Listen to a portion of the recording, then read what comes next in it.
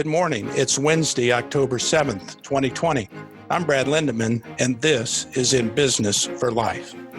This is In Business for Life, a weekly podcast exploring how life-minded leaders like you are leveraging their time, treasure, and talent to save the preborn, champion adoption, and minister to men and women touched by abortion. Over the next 12 weeks, we are running a series of excerpts from Brad Lindeman's 2017 book, In Business for Life, What Being in Business for Life Has Taught Me About the Business of Life, available in print and Kindle. Get your copy today at www.inbusinessforlife.org. And now, Brad Lindeman. Standing on the life side of history.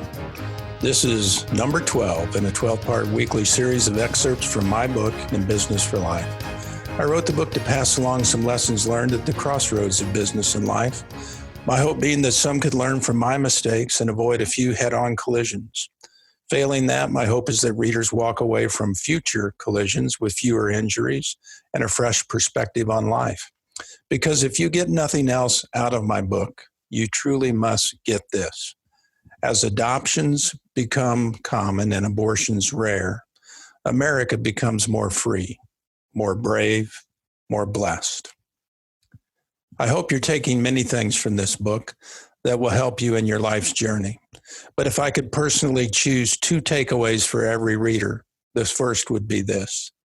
Wherever you stand on the issues of the day, when it comes to the sanctity of human life, be absolutely certain that you're standing on the life side of history. I'll be standing right there with you, resolute in my belief that we will win the war within the womb in America in this generation. Among the many tragic facts surrounding the American abortion holocaust, none disturbs me more than the fact that the majority of pro-life Americans do not believe they'll live to see the day when it's once again illegal to sacrifice our unborn children on the altar of convenience. That would require a miracle, they say, to which I say, yes and amen. Only a miracle from the hand of the creator of all life can save our great nation from itself. Only a revival, the likes of which has never been seen, will turn the cultural tide of death back to life in America. A revival, I believe, that is coming soon. The seeds having been planted within the hearts of America's living victims of abortion. Yes, I say victims, because when the leaders of the most powerful, prosperous, and principled government in the history of the world grant its citizenry the right to choose life or death for their offspring, their moral compasses can no longer find true north. Little wonder that we, the people, have lost our way. Little hope of ever finding it again unless we find our way back to the one who stands with loving arms wide open. For as high as the heavens are above the earth, so great is his love for those who fear him. As far as the east is from the west, so far has he removed our transgressions from us. Psalm 103. 11 and 12. So please imagine with me that fateful tipping point when America once again decides that a mother's so-called right to choose will no longer trump her child's right to live. Imagine your great-grandchildren talking around the dinner table one evening about you and where you stood on this issue, the defining issue of our generation.